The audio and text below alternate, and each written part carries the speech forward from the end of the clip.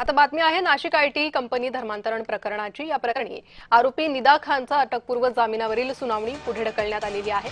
पुढील सुनावणी 27 एप्रिलला होणार आहे। गरोदर निदा खान हिची सुटकेसाठी धावाधाव सुरू आहे। शफी शेख आणि रझा मेमन यांना कोर्टात हजर करण्यात आलं होतं। त्यांना कोठडी सुनावण्यात आलेली आहे। फिर्याद दाखल झाल्यानंतर असंही दिसून आलं की 4-5 दिवसानंतर प्रिव्हेन्शन ऑफ ॲट्रॉसिटी ॲक्टचे पण कलम ॲड करण्यात आले होते आणि त्यामुळे ॲट्रॉसिटी ॲक्टमध्ये जो अटकपूर्व जामिनाला कलम 18 जो होता पूर्वीचा, ती जी बाधा आहे पहिले त्याच्यावर युक्तिवाद झाला की जरी कायदेशीररित्या बाधा असली तरी ती बाधा कायमची नसते।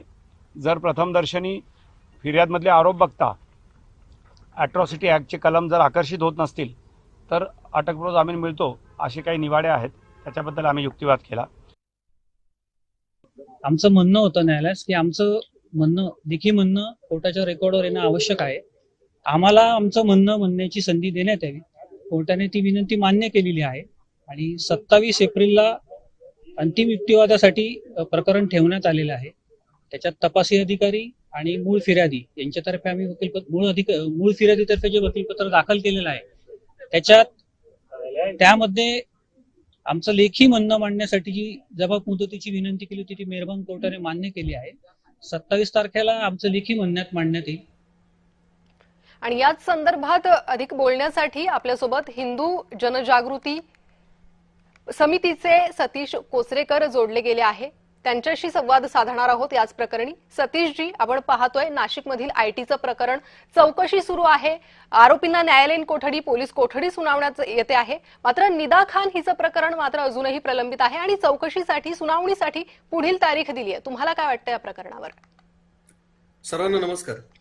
मुळात भाग कसा आहे माहितीये का की हा जो सगळा षडयंत्राचा भाग आहे हा केवळ कुठेतरी एखाद्या मुलीला फसवलं आहे किंवा एखाद्या मुलीवर बलात्कार केलेला आहे, हा इतकाच भाग नाहीये।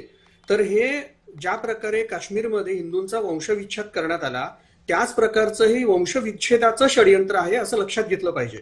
म्हणजे होतंय काय की आता जे काय कायद्याचे युक्तिवाद हे सगळे सरकारी वकील करतायत किंवा त्या आरोपींचे वकील करतायत, त्या माध्यमातून या आरोपींना काही शिक्षा तितकीशी होईल असं वाटत नाही। ह्या सगळ्या पळवाटांमधून हे सगळे आरोपी सुटून जातील।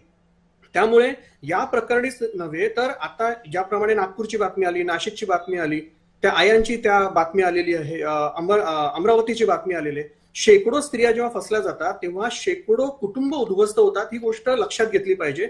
आणि या कुटुंबांना संरक्षण देणारा, त्यांच्या अब्रूला संरक्षण देणारा असा कुठलाही कायदा सध्या अस्तित्वात नाही।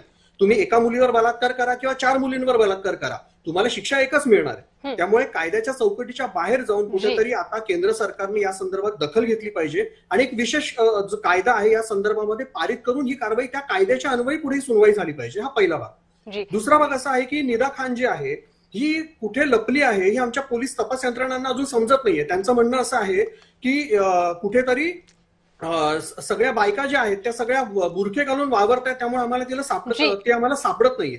पण मुळात ही गोष्ट लक्षात घेतलं पाहिजे की सगळ्या टीव्ही चॅनल्सला आणि सगळीकडे इतक्या प्रचंड प्रमाणात प्रदर्शित झालेली न्यूज आहे ती ज्या ठिकाणी लपलेली आहे तर तिच्या घरचे तिला पाठीशी घालतील, ठीक आहे, पण तिच्या चाळीतली माणसं असतील, तिच्या आजूबाजूची माणसं असतील, कोणी त्या निदा खानला बघितलेलं नाहीये।